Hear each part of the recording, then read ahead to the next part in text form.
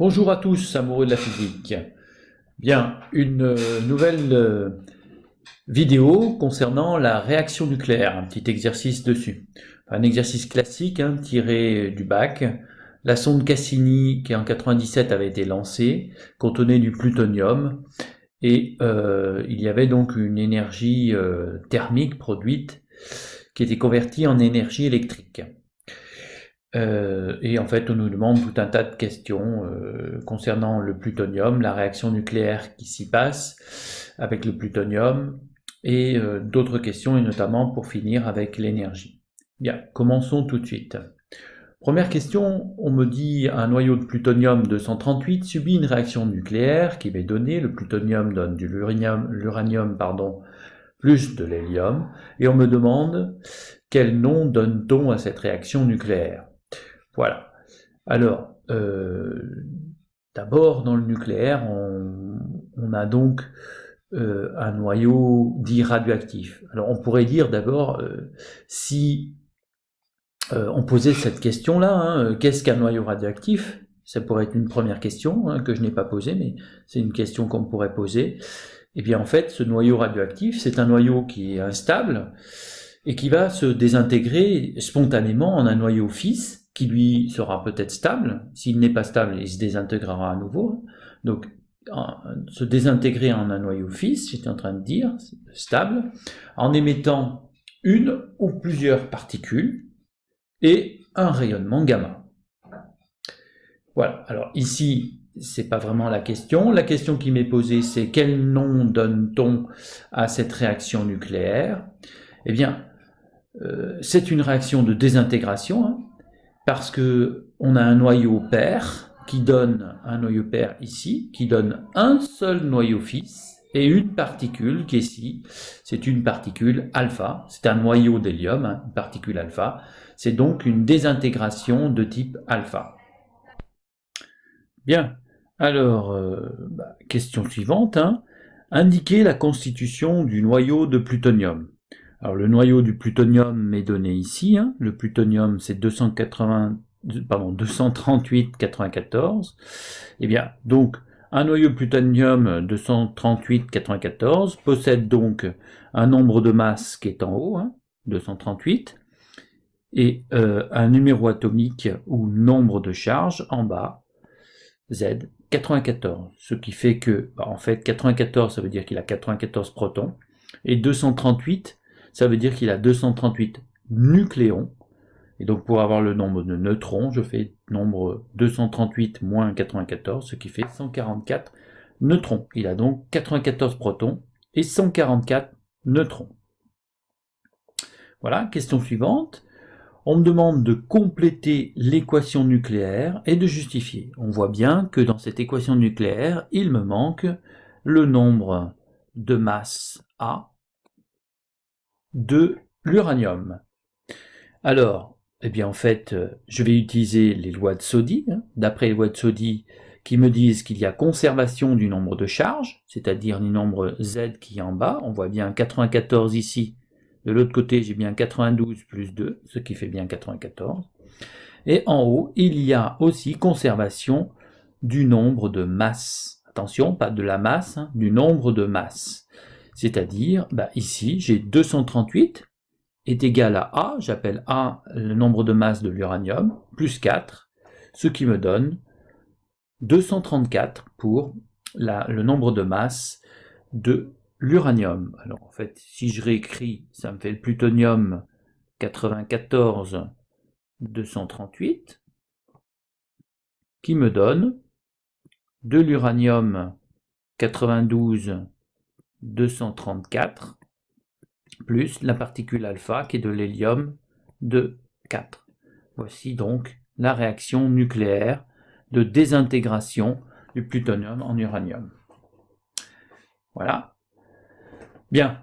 Maintenant, on va rentrer dans le vif du sujet sur l'énergie libérée par cette réaction. Alors, on me demande d'abord de calculer la variation de masse, puis ensuite l'énergie, avec l'équation d'Einstein. Donc, variation de masse, c'est la masse des produits moins la masse des réactifs.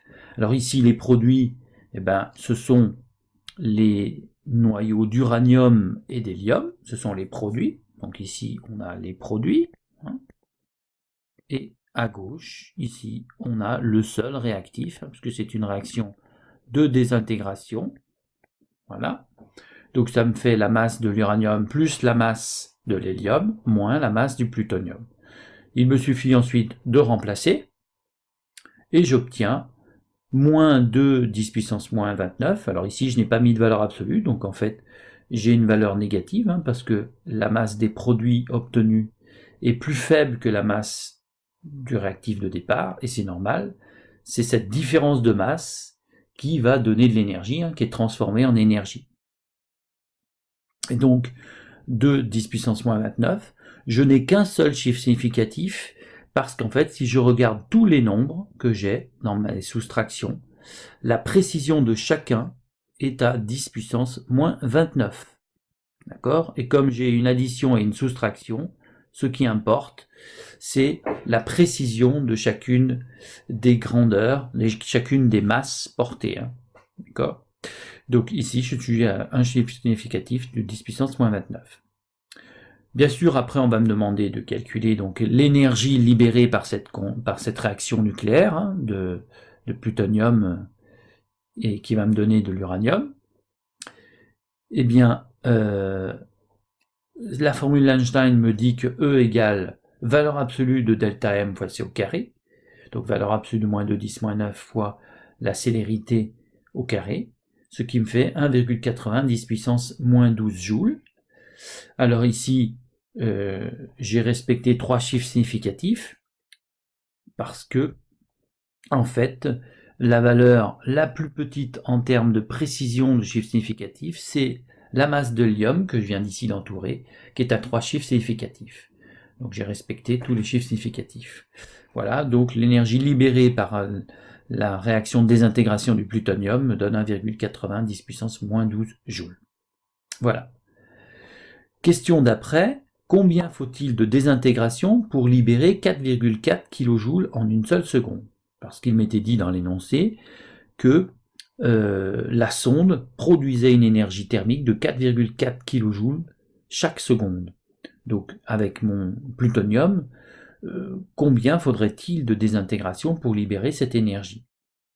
Eh bien, le nombre de noyaux désintégrés par seconde, c'est l'énergie thermique 4,4 kJ divisé par l'énergie libérée par un seul noyau. Donc 4,4 10 puissance 3 kJ divisé par l'énergie libérée par un seul noyau, c'est-à-dire 1,90 puissance moins 12.